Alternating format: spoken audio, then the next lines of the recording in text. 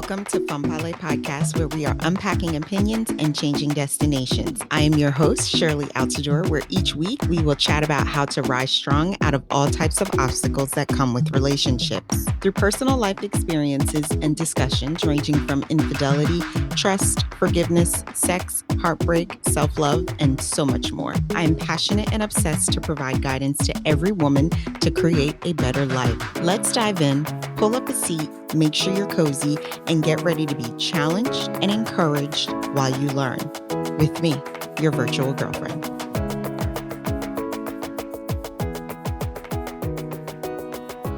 Welcome back to another episode of Femme Parler Podcast. Today for story time, we have a special guest. We have Lillian Victoria. She is an entertainment executive turned high performance coach. She works with high achievers to overcome their losses to achieve their goals. Lillian, I'm passing you the mic, and if you want to add further more so the listeners know who you are and what it is that you exactly do. Well, thank you so much for having me, first of all. And I think everything you just said right now summed it up. I work with high performers, specifically like entrepreneurs, to really overcome their fear or something that they lost in the past, whether it's a divorce, whether it's a traumatic experience. Everyone has their own story, but then to reach their highest potential. In other words, to create the life that they want. Understandable. Got it. So as we proceed today, Lillian, you're going to start off with your story and what led you to what you're doing today, the trauma that happened in your life that you were able to overcome. Yeah. Do you want me to start from the beginning? You can start from childhood, go all the way up. I'm going to ask you questions as you speak. Yeah. Yeah. So, as when you introduced me, I used to be an entertainment executive. In fact, that's all I knew. And, I would say that I climbed the ladder pretty well and had my time of success. And I thought at one point I had it all. I used to call that the resume life, right? Resume life, as in, I got married by 30. In my world, that was what you're supposed to do. I have a kid. I had a beautiful house. I co-founded a company. On outside, everything looked really good. Everything looked really good. But then the inside, I was dying. The inside, I didn't know who I was. I was suffering anxieties. I had depression. Um, I remember people used to say, "Oh my gosh, you're so successful." You know, I used to get that all the time. But then the question I always have for me was like, am I really? What I realize now looking back is like I wasn't who I was. So when I lost everything, and it happened very quickly. When I lost everything, that's my marriage, that is the business that I built, that's the house that, I worked so hard in the past to earn, a house that I thought that I was going to build, a future, a family in, and I lost that. And it's like, then who am I? That was my version of my rock bottom. And a little bit more backstory, I was raised by a single mom with two kids, and we lived on government support and motels, right? So I had a lot of that fear in me, a lot of that fear that I never dealt with my whole life. I was just chasing. I was chasing for a dream that, and when I say a dream, a family of my own, because I didn't have a family of my own when I was young, right? But the thing is, somewhere along the ways, I realized that I was also chasing other things that actually wasn't in harmony with me. Actually was what society taught me to do. And I thought that was a way to live, right? So during the time, it was very hard when I lost everything. I was put on all kinds of drugs, Xanax, Prozacs, you name it. I checked myself into outpatient program because I was just so like, I was having severe anxieties. I couldn't even get through the day, but looking back now, I'm grateful for that experience. Because that gave me an opportunity to rebuild a life. That gave me an opportunity to really take a good look at myself and be like, so who is Lillian? I'm not my job. I'm not a wife anymore. Then who am I? The one thing I always knew is I'm a mother. And that desire carried me a long way. But other than that, who's Lillian? Mm-hmm. Because unfortunately, I fell into that trap. I fell into the trap where my job is my identity. Mm-hmm. My income indicates my success. You know what I mean? Mm-hmm. When you lose all that, when I lost all that, that's why I hit depression, right? Mm-hmm. But whoever's listening, I'm telling you, there is an opportunity in anything and everything.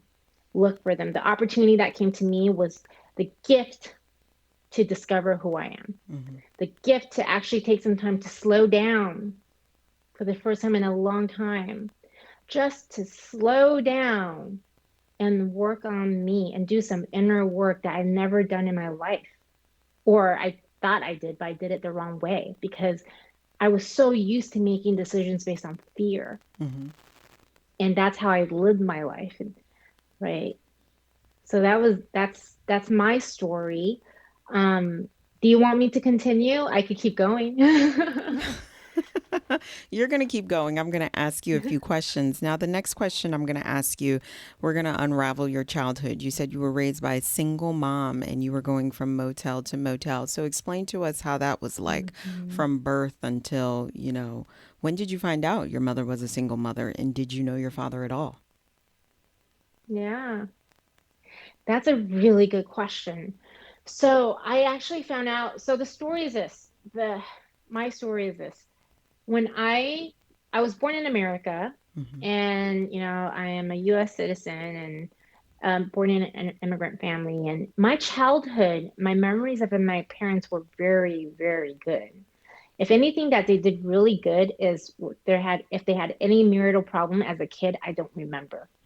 I've never seen them fight. The only memory I had of them is actually holding hands and kissing. So when my dad left, it was really abrupt. And then my mom then took me and the kids to go back to Taiwan because my grandparents were sick. That was supposed to be a year, and then that year turned into 30 years. 32 years now. I'm 38, right? Last time I saw him was 6. So, as a kid, I held on to the belief that, oh, I was going to see my dad. And in fact, the last time I saw him ever in my life, I remember he held on to me, he kissed, I cried. And he said, I'll see you very soon. But I think as a kid, you also have intuition. I Mm-hmm. was too young to know how to use it, but I kind of felt like I probably would never see him again. So I And you didn't were find out six they years were old? really fully divorced. I was 6 years old, first grade. Okay. Yeah, 6 years old. And I didn't realize that they were, actually, I can't say I didn't realize. I think I intuitively knew, Mm-hmm. but I didn't want to know the Mm-hmm. truth. But it was my elementary graduation. My mom told me that they got a divorce. Like she sat me down very seriously to tell me, and I remember that was a day that was very, it was like the reality. It was like now I'm faced with the truth at a very young age. Right. So, and there was a lot of hardship that came. She took care of 2 kids. I do appreciate her because she did the best that she could. We live in this day. We're so blessed. We have the internet. You have books. You have knowledge. She didn't have that during those days. Mm-hmm. Internet. So she was carrying on so much, Mm-hmm. doing the best that she can for 2 kids. And eventually, I am a US citizen. We got kicked out from Taiwan because I don't Oh, have citizenship over there. So okay. we came back here. How old were And you? then that's when we, stayed in a motel. High school. I was sophomore in high school. Okay. Yeah. So um so that was a journey right there because we came back. We literally just came out with a few suitcase, Mm-hmm. and then I did the whole working permit thing, and I started working at a very young age. And I think that's when, I said chasing the dream earlier. Mm-hmm. The only dream I really had when I was a little girl, and it was so simple. It was I want my own family because my mom was never there. She was emotionally and physically absent, Mm-hmm. right? I also had my share of sexual abuse when I was a kid, which I was unfortunately too young to understand what was going on. And I had to learn what was going on through Dateline. And I was like, oh, shoot, I went through that.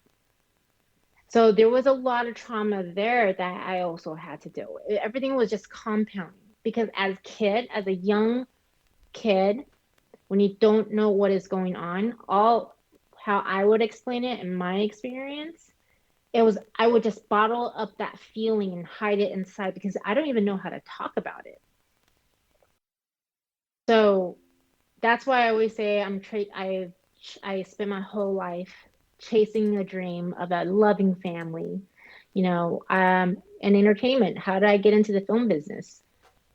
A little bit backstory. So when I was in college, internet was very different. I say that because I had a very innocent idea when I was in college of getting into the film business, working really hard, so my name will be on the credits and my dad will find me. Right. Gotcha. I And did end before, up finding him through ancestry.com.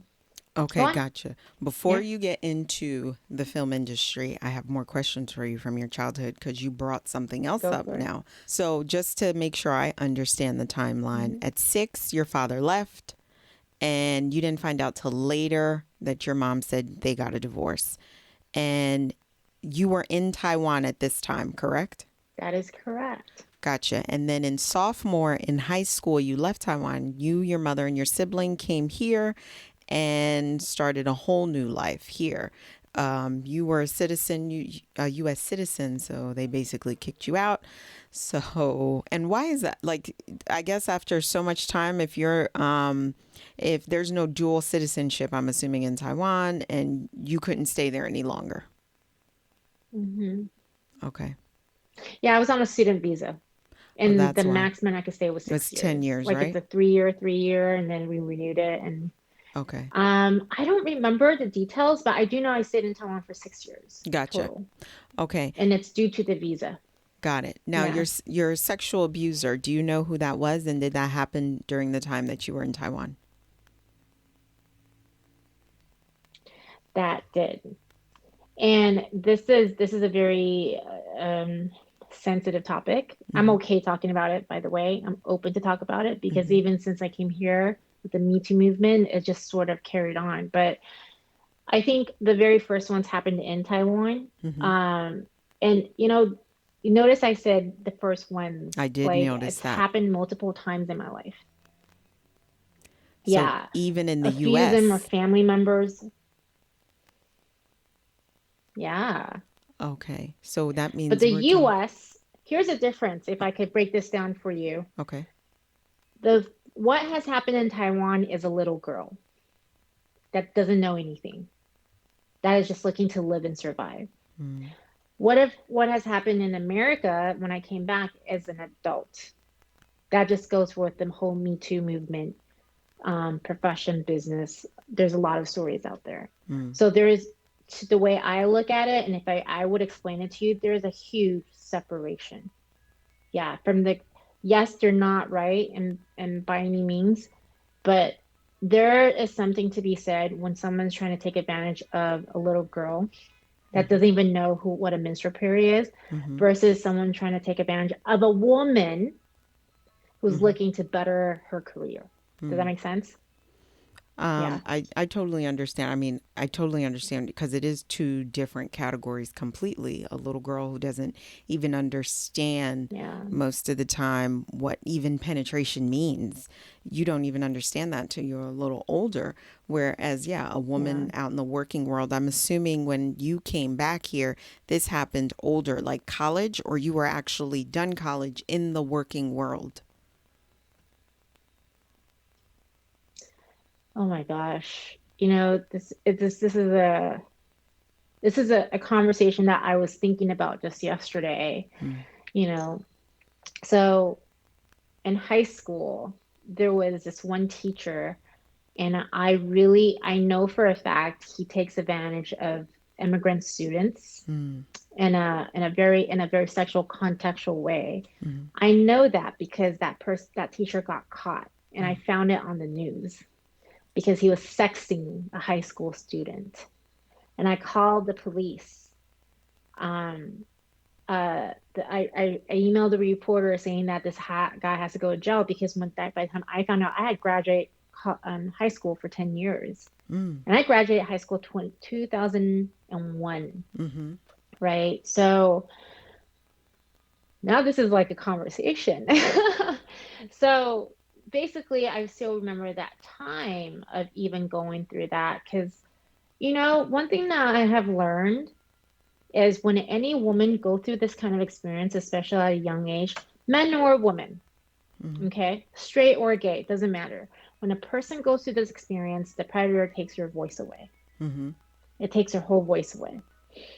My personal growth went from hiding behind the back, not talking at all, even in high school when me and the other students came together to say, this is what happened. We were muted. Granted, me and the other two girls were all like foreigners. And this is all ethnicity, by the way. It's not just Mm-hmm. like Asians or it was an Asian, it was a Latino. It was like, but then we were muted. Mm-hmm. You know what I mean? Mm-hmm. Um, that was my biggest takeaway because that was something that I had to learn myself. I had to go to therapy. I had to learn what was going in my mind internally, my inner voice, my inner growth. And this, unfortunately, without the awareness, carried out into the professional world. Mm-hmm. When I worked in entertainment, let's put it this way, there is a reason why Me Too movement is really big. There is a reason why when the bubble burst, it was a tsunami because it became so common Mm-hmm. for this to happen to a woman. And I think for me, speaking to you about this, and I'm sure there's tons of different women too, I've been experiencing since I was a kid, Mm-hmm. by family members, by people that I don't know, by someone at school, Mm-hmm. right? And why was I just thinking about this yesterday? My son goes to karate.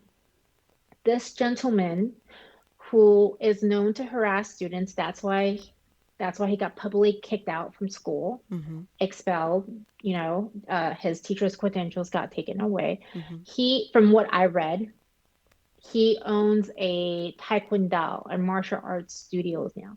So in my mind, I'm thinking if he has any opportunity to be in contact with any female students, Mm-hmm. there are still ways for him to do what he's doing. Mm-hmm. I thought about that. Why did I think about that? Because I have a 7-year-old. Mm-hmm. He goes to karate. Mm-hmm.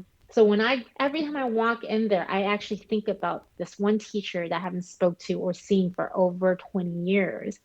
But that goes to show when anyone goes through these experiences, it sticks with them forever. It Yeah. creates a scar, right? But my philosophy now is turn your pain into art. Because before I start even talking about this to anyone, Mm-hmm. it took me over 2 years to even be able to have a conversation with my therapist about what happened. Mm-hmm. And even that conversation, I can't even talk because it's just tears after tears after tears, right? But what I've learned is every single one of us are beautiful in our own way. Instead of hiding my pain, wear it as a badge of honor. When I start to talk about it, like even with you, we didn't think this story was going to go this way. Well, I certainly didn't. But just talking about it, that's when you're going to take the power back. Absolutely. That's Does right. that It's make sense? important. Definitely You makes take sense. It's important claim to it talk back. about these things Yeah. because at the end of the day, bottling it Yeah. up and holding it in, I read something the other day where don't be a Mhm. soda can, but be a water bottle. Because what happens with a soda can, you shake it, you shake it, you shake it, and Yeah. then when you open it up, boosh, everything's everywhere. Whereas a water bottle, no matter how many times you shake it, everything is fine and it stays the same. And it's learning how to talk. And then you made a good point where Yeah. trauma doesn't end. Triggers are happening every day, every week, consistently. Healing is consistent. Healing is, you're never going to be at 100% level. You might get close to it. You might get at a healthy level that you're able to maintain, but You know how people like to say, Hmm. just forgive and forget? Motherfucker, I cannot forget. How do you just want me to forget? Now, of course, I'm going to forgive because that's Yeah. important. Forgiveness Yeah. starts with us. It has nothing to do with the abuser or the person who hurt you. You know, it has nothing to do with that person.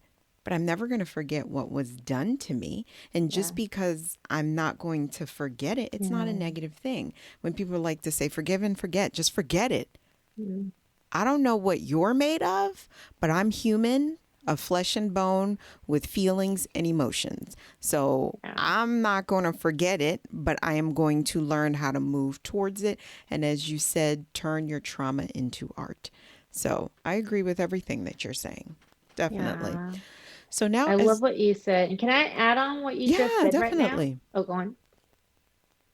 Yeah. I just want to share one thing that you said so beautiful about the forgive and forget. And I'm wholeheartedly agree with you on this. And here's a transformation that really shifted me. Hmm. When I was going through a lot of therapy to recognize my pain and where it's coming from and where it's all deep rooted. A lot came from the loss of my father. A lot came from the sexual abuse when I was a kid because I never spoke about it Hmm. because I tried to forgive and forget. And I realized the more I tried to forget, the more I live in it. Hmm. So the shift that came from me was instead of trying to forget and then think about that past, right? Hmm. Is I start to grow my inner child. I don't want to live there anymore. It's done. If anything, I made the decision that something greater and better is going to come out for me. I'm going to go help people that went through this because I know how it feels. Hmm. So instead of focusing on the inner child, which I know is there, like you said, there's triggers, I started to focus on the grown up, Hmm. growing that inner child into the adult, focusing on the future and what I'm going to do with it. So when the trigger comes, I have the awareness. There's that little girl that is there. Yeah. Gotcha. Totally agree. Totally agree. Now we're going to fast forward to where you were going to start off when you started off in the entertainment industry. So I want you to continue from that one. Yeah. So how did I get into the entertainment business? Um, I think as a little girl, the one thing I've always chased was family. Mhm. The one thing that I always wanted to answer is my father. Why did he leave? Mhm. As I mentioned, that it didn't add up because whatever my parents said very good is they did not fight in front of the kids. Mhm. So when they got a divorce, I was like, what happened? It was so abrupt. It was the night that we said goodbye, and I literally never heard from them again. No calls, no nothing. No mails, nothing. Mhm. It was very cutthroat. So I got into the business with a very innocent idea, with a desire of using movies, entertainment, as a potential portal to find my father because my mom was never home, so I watched a lot of movies. So I was thinking, again, very simple, very naive. I'm gonna work my ass off Mhm. so I could get my name on a movie theater and movie screen, Mhm. and my dad will come and find me. With that desire, I rose the ranks really quickly. And then here's the thing, when I found him on ancestry.com, then my passion, my desire in entertainment just completely went away. It just became a job. And that's when my performance and my interest went from this to like, because now it's a job, you know? So that's where I left it. And um, when I lost everything that I built that I thought was for me, Mhm. the family, the house, right? I didn't have that growing up. And I thought that's what I I always wanted, which is true. And I lost it, but I rebuilt that now, right? But the biggest thing that I knew that I was missing was myself. There was a huge void in me because I didn't even know who I was. Mhm. And that's when I realized that even though I had everything on the outside, I had a husband, Was in harmony with me? Not really. I just thought I should get married by 30. Hmm. It was, I know it sounds so silly, but that was the belief that I had. It You know, doesn't that's sound what silly. You my have to surroundings remember were telling me. that's a Hmm. lot of times that's Yeah. how little girls are. Y- y- Women talk about okay, I'm Yeah. not against marriage. I have nothing about marriage, but my viewpoint on marriage has changed over the years. But also it's how Same. it's ingrained in us as little girls when it comes to marriage. It seems like if you're not married, you are shit Yeah. and you are nothing. If you're not married, then what the hell is wrong with you and why are you not?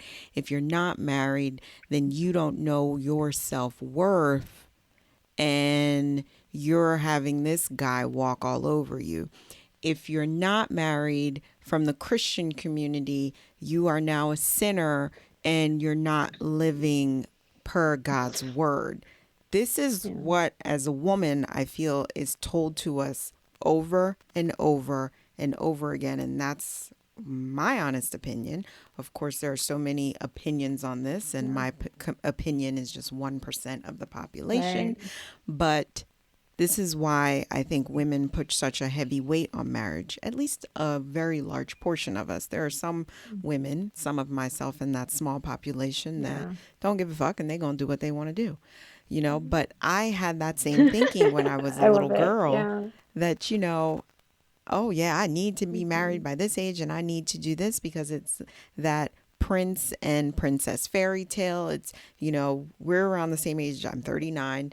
So I was raised up on that prince and prince fairy tale and the white picket fence and all this stuff. I was raised on that.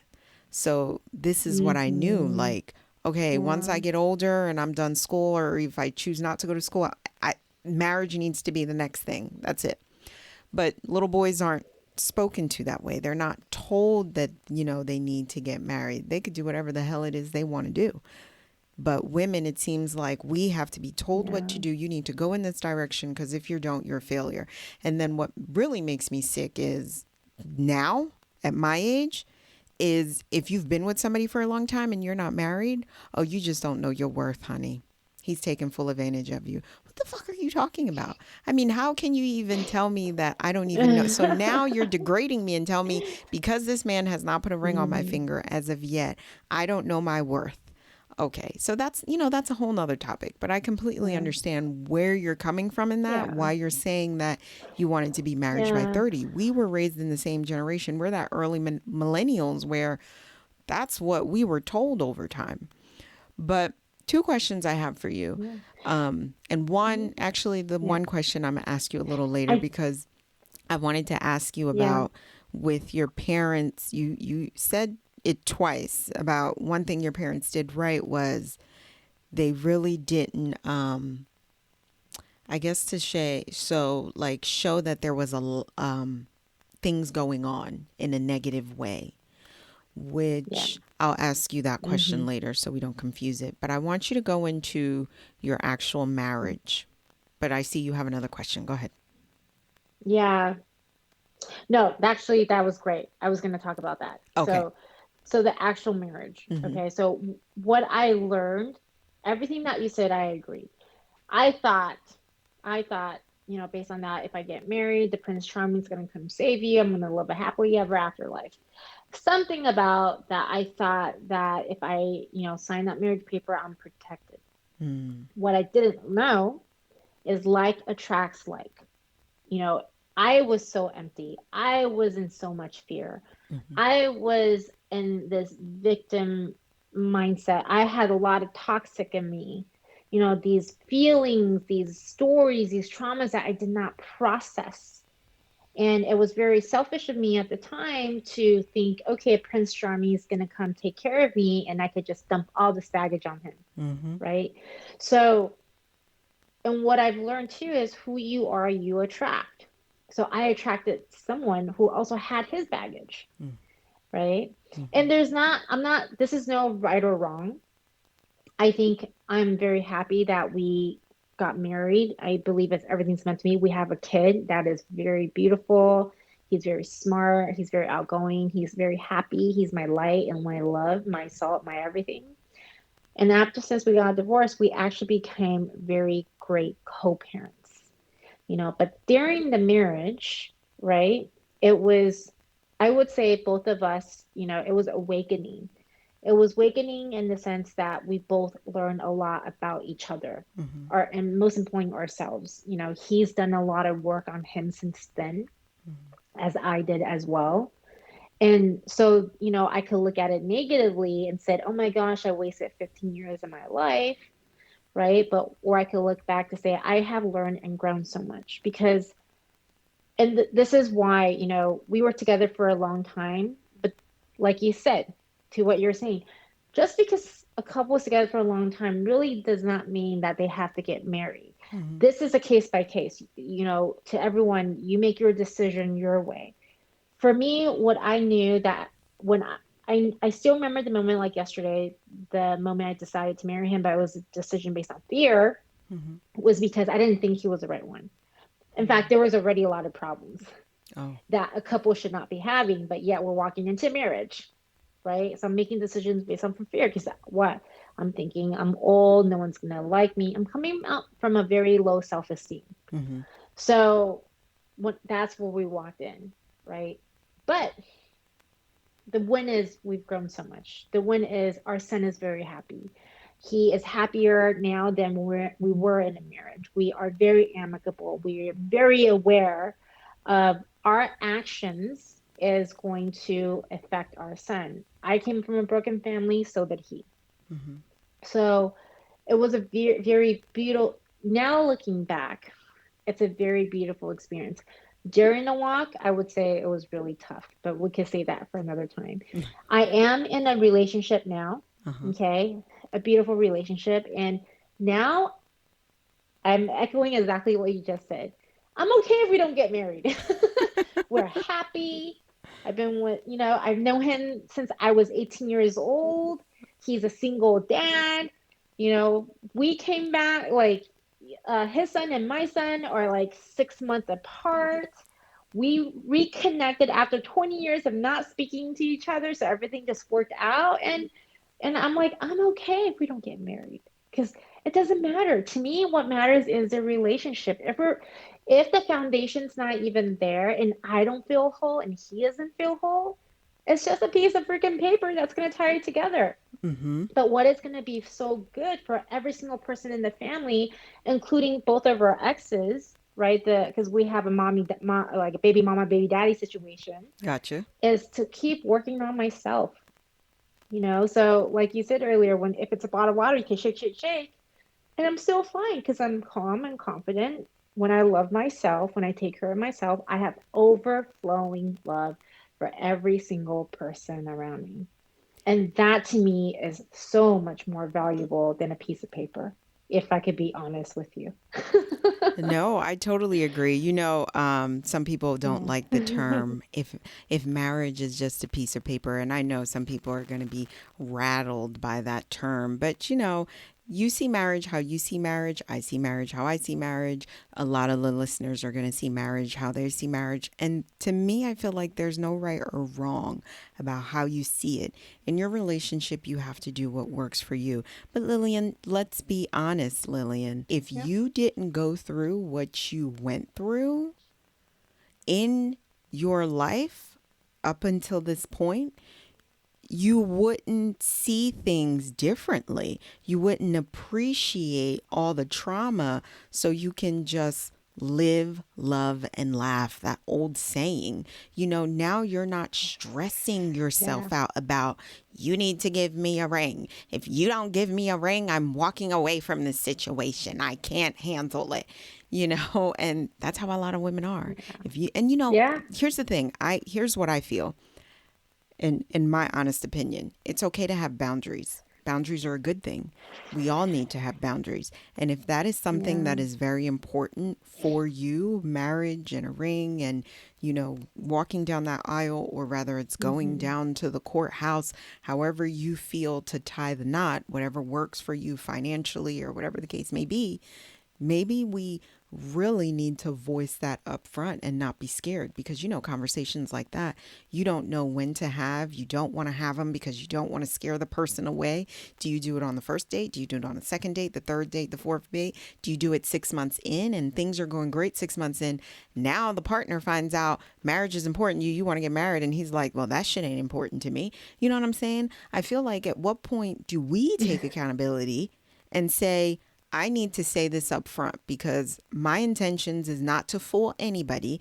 And if I need to be married with you within 2 years, 6 months, or 1 year of this relationship, you need to know that shit up front, because there's no point in me wasting your time and my time if either marriage is not important to you or you don't want to get married. Or maybe, we need to have a conversation every 6 months so we can kind of see, so where are we at here? What's going on? But I think as adults, we don't do that. We don't do that. We avoid it. We don't do it because there's a lot of shame and stuff like that. I don't want to talk about marriage on the first date. He's going to think I'm a weirdo. But you're thinking you're a weirdo. Just present the issue and the right person is going to address it accordingly. But this is how we think. This is definitely how we think. One thing I've learned, adding on to everything that you said, is here's a reason why that it's okay to talk about what you want. It's okay, because I've learned there's a lot of people that are coming into your life.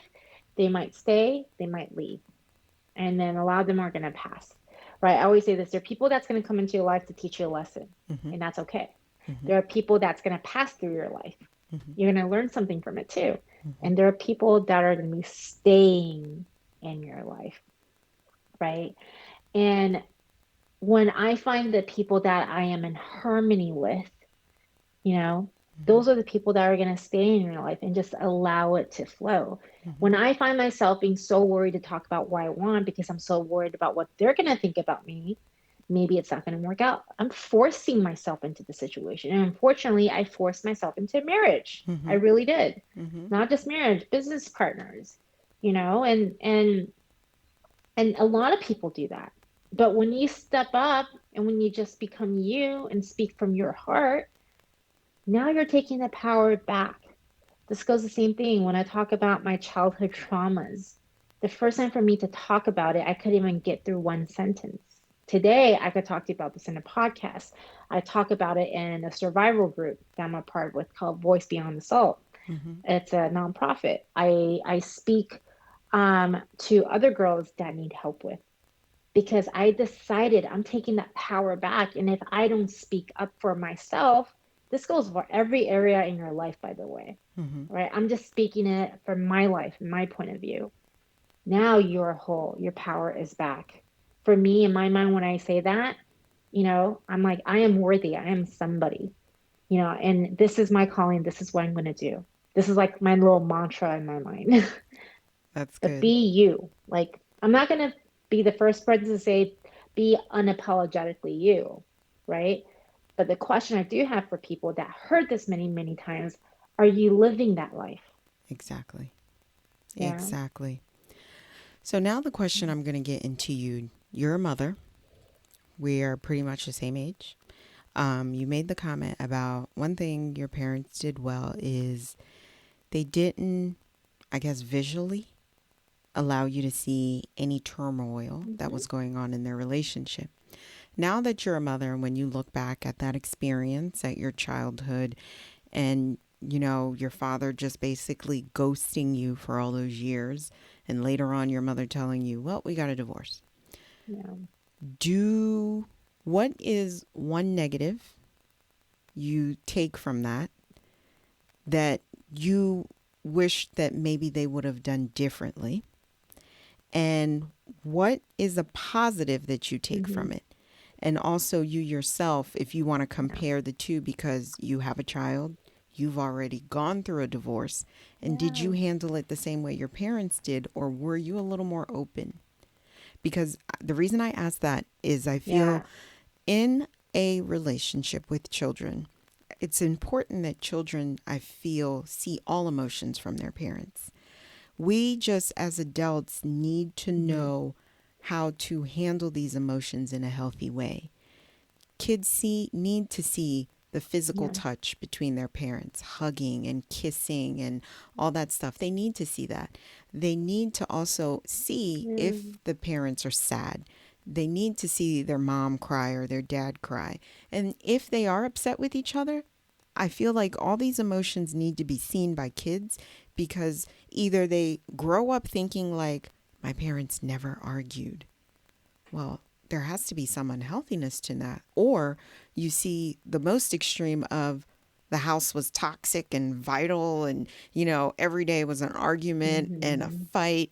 It's either one of the two extremes, but it's never a meet in the middle. Yeah. So that's my question Yeah. for you, of what you saw as a child Mm-hmm. and also what you've gone through. So I guess if you can say, um, do you see it as a negative? And what Yeah. positive did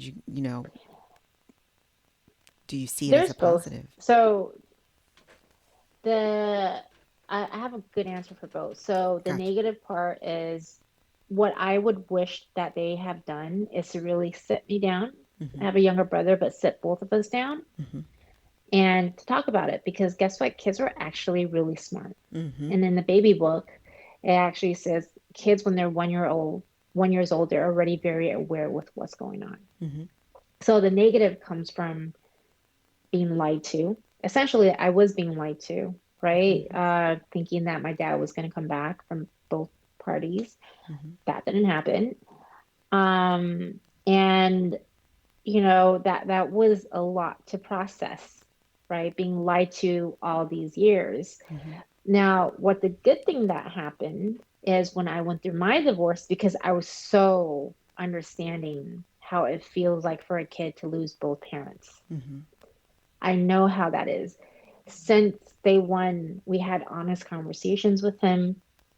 We He was very well aware with what's going on. Me and his dad, we put extra effort into making sure that he's loved. Like, he knows it, he feels it, he has access to both of us. Mm-hmm. We had a very amicable divorce. We knew that if we could fight, sure, you could get a lawyer, and we almost got there. Mm-hmm. Divorce is emotional, right? Mm-hmm. And you could go to this lawsuit and all this and that. But you know what? The person that there's always going to be a person that wins, and that's going to be the lawyer in that case. Mm-hmm. And then the person that's going to lose it most is our son, because he's going to have to bear those emotional traumas. So I think this is the part where, I didn't want to focus on the inner child anymore. I focused on the grown woman. Mm-hmm. Um, in my past, in my childhood, that was a very difficult part of the journey, was to feel like I was in the dark and guessing, right? So this time me and my ex-husband were actively working on our own personal growth, our own healing journey, not just from the childhood, but everything that we had gone through. Divorce is no fun. Okay, it is a very serious matter. But we really make that effort to still come together as a family. We still go on family trips together. We do dinners all the time. In fact, tomorrow I'm having a lunch with my ex-husband, just us without my son, so we could kind of talk about things, right? Mm-hmm. So I think that's a beautiful thing. I think if I hadn't went through that as a kid, and let's say if I do go through a divorce as an adult, I mean, divorce rate is very high nowadays, I probably would react. I probably wouldn't understand how the kids would feel. You know what I mean? So there's still a lot of good, and tying all this back, right? Really, every single one of us, we have our own story. We're going to have our point of view, and every single story is beautiful and it's valid, all the feelings, but then it all comes down to decision that we make. Because I always remember, even when I was in my 20s, when I used to go on dates, one comment I get a lot from guys is, "Oh, you're such a pretty girl. Too bad you have daddy issues." There's so many guys that said that to me. Too bad you have daddy issues, right? So that led me to work harder for myself, because I was living under that shadow. So to be able to break through and say, this is who I am, I made a decision to take this path of being a better person and not become like a stripper, or Mm-hmm. like, because like I was basically on my own since I was 16, Mm-hmm. right? So that stereotype, I was very strongly, I'm not gonna go there.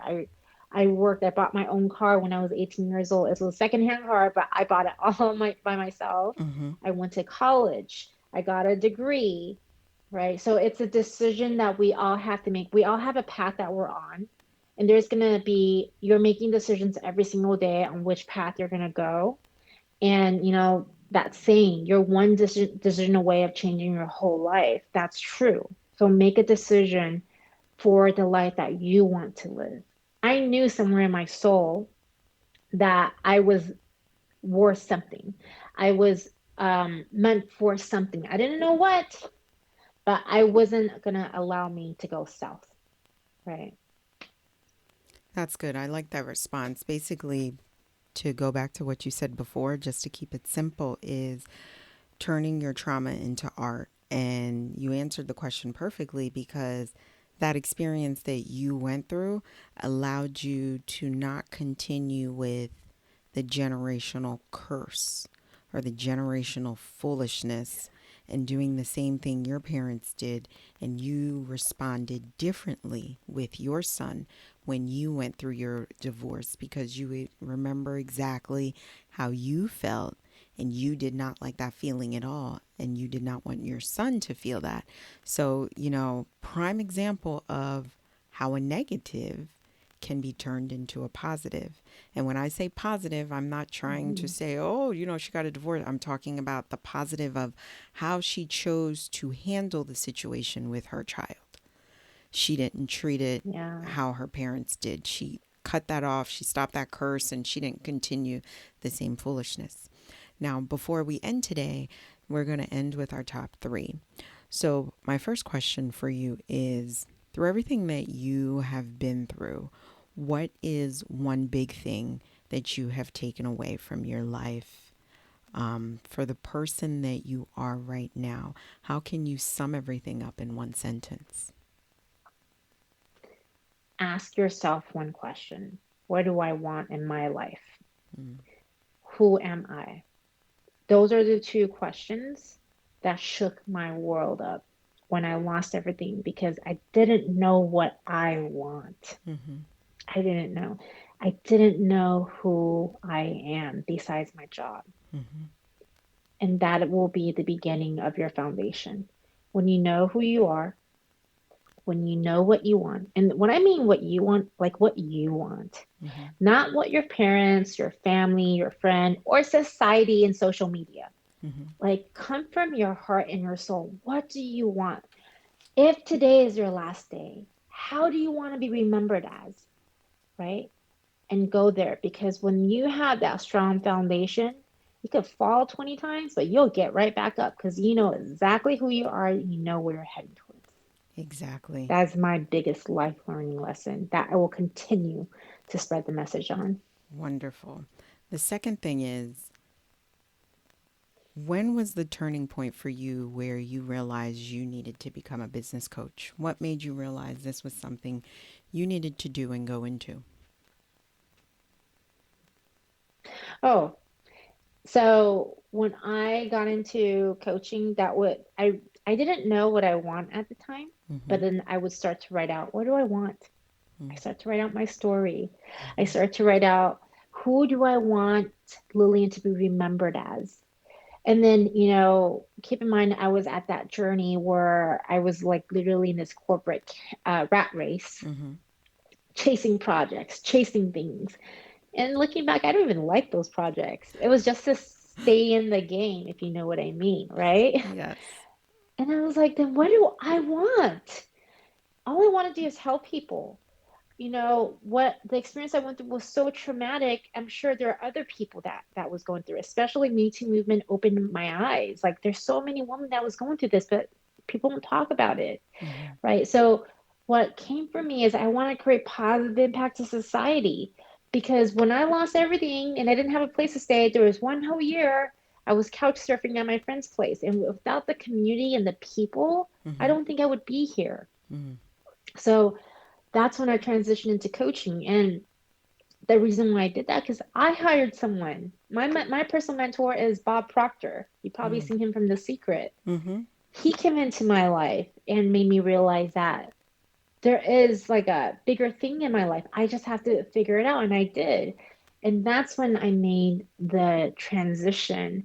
And that's when I realized I love coaching because I love lifting people up. I love seeing them coming in with a blockage fully removed. And not only that, they quantum leap.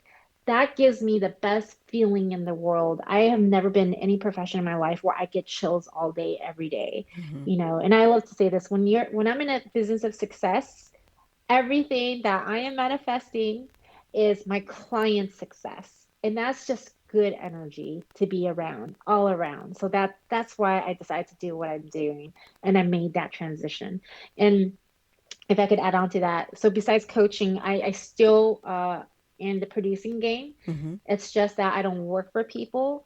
I create content and stories that is positive, inspiring, and motivational. Mm. I won't work on an action project or like a comedy just so I'm a part of it. I've Mm. actually turned down projects since then. Gotcha. So that was a shift because now I have a foundation, right? Got it. Yeah. Got it. And question 3, what is one inspirational message you want to leave to all the divorcees out there? The women who are presently Your going through past does not divorce. equal your future. So, I'm sorry. I Yeah. think we both cut each other off. The women who are presently going, have gone through, are, what message do you have for them? Your past does not equal your future. Mm. Your past does not equal your future. When I went through my divorce, all I saw was failures over and over. What could I have done better? What kind of, all this past? And I made myself feel like a failure, right? Mm-hmm. But that's the past. You can still have the life that you want, whether it's a marriage, whether it's a beautiful relationship. I've seen all kinds of stories by now. Mm-hmm. It doesn't matter how old you are. Age is nothing but a number. Mm-hmm. So your past does not equal the future. Bless and release it. Really, be grateful for the experience, right? And then move on. But you can still create, it doesn't matter how old you are, you can still create that. I've manifested, in this podcast I shared, I traced my whole life with family. Mm-hmm. Now I'm in a beautiful relationship that literally came out of the blue. I mean that out of the blue. But all of a sudden, my family grew, a modern family. I'm not legally married yet, but we have a strong foundation. We have a modern family situation. I have 2 kids at the same age, Mm-hmm. and I didn't have to give birth to it. And I have like another kid already. And it's Ah. anything could happen. Anything could happen. I know, it's so funny. You're right. You're right. Anything can happen, Lillian. So to take away what Lillian said today, she said 3 awesome things that really resonated with me and that will resonate with you guys. Number 1, she says, what do you want? And that's a question we all need to ask ourselves. What is it that you want out of life for yourself? We're not talking about what your kids want, what your husband wants, what your mom wants, what your dad wants. But the big question is, what do you want for yourself? And you really need to take the time to ask yourself that question about what is it that you want. 2, she says, who am I? And I don't think that's a question many of us ask ourselves. Who am I? Yes, I am Sherley, but who else am I? I'm a mother, I am a wife. I work, I'm a real estate agent, I'm a podcast host. Yeah, we all have a whole bunch of goddamn titles, but who am I really? Shirley. Who am I as Yeah. Shirley? And this is a question that we need to ask ourselves because we know ourselves better than anybody else. But yet we are always second guessing ourselves. Yeah. We always feel as though we need someone else's decision when we legitimately know what is already best for us. And we allow ourselves to get into Yeah. situations that we know are toxic or that are probably not healthy for us and we should at least step away from for a moment, and we don't. We've all been there. I've been there. Yeah. Lillian has been there. A lot of our listeners have been there. But that's a big question you need to ask is, who am I? The last thing she says is, your past does not equal your future. And perfectly said, because every single day someone's going through something, whether it's a financial hardship, divorce, abuse, someone's losing their home. So many things, especially this pandemic was eye-opener for people losing their jobs. But again, that should not stop you from moving forward and taking that step every day, waking up, brushing your teeth, looking for a new job, to try to get your money together, to try to get yourself to where you want to be, because your past does not equal the future. And that also goes along is just because you make a mistake, it does not make you a failure. We all out here making mistakes. Mm-hmm. Life is fucking hard. We're out here living this thing called life.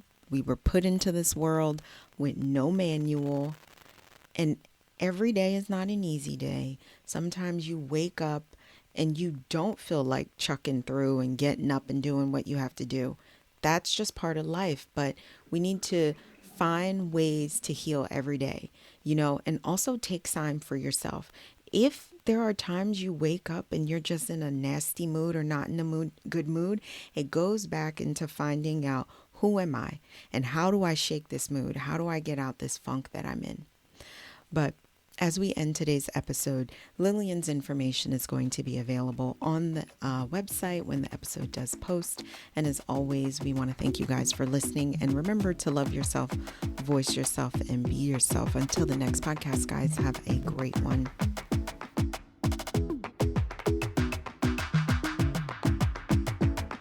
Thanks for tuning in to Femme Parler Podcast. If you want to continue the conversation or share your takeaways, I want to hear from you.